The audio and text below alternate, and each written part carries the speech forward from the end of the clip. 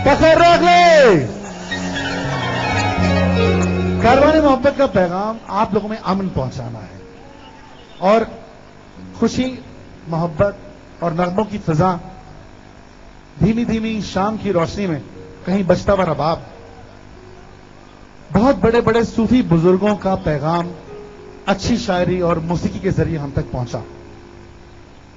और यह सरजमीन भी हमारे बहुत ही प्यारे मस्त तवक्कुली बाबा की सरजमीन है।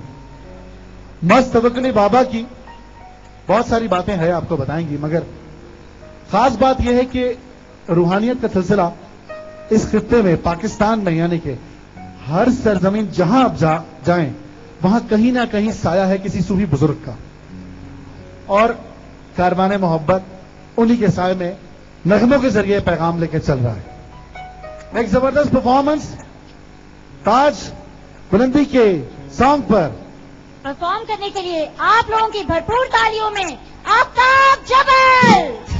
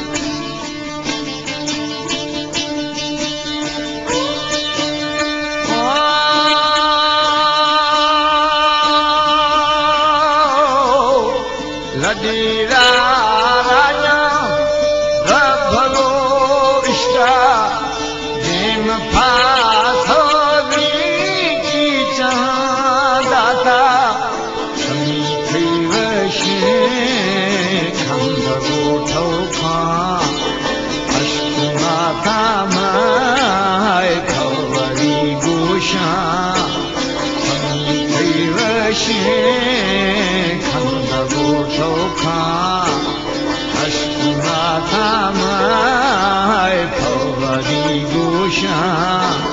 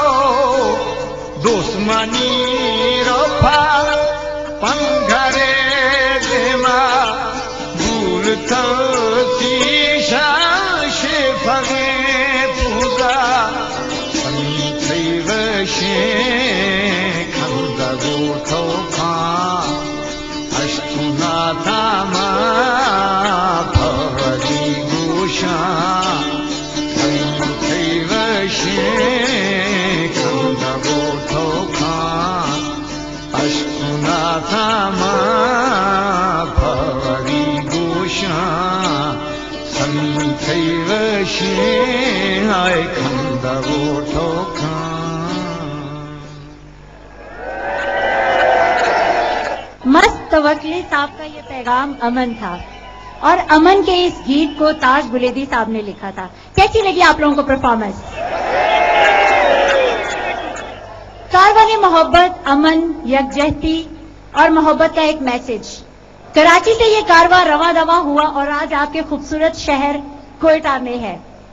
मोहब्बत में अमन का पैगाम फैलाने के लिए वैसे तो बहुत से फनकार हैं हमारे पास और पीटीवी की एक बहुत अच्छी कोशिश जिसने फने मौसीकी के जरिए आप लोगों तक अपनी मोहब्बत, अमन का पैगाम आप लोगों तक पहुंचाया।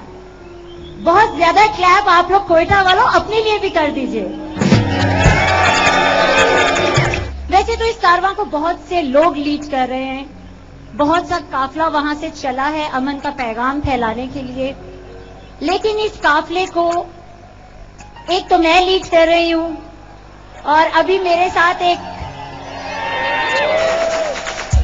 ऐसे इंसान जो मन के बहुत सच्चे हैं,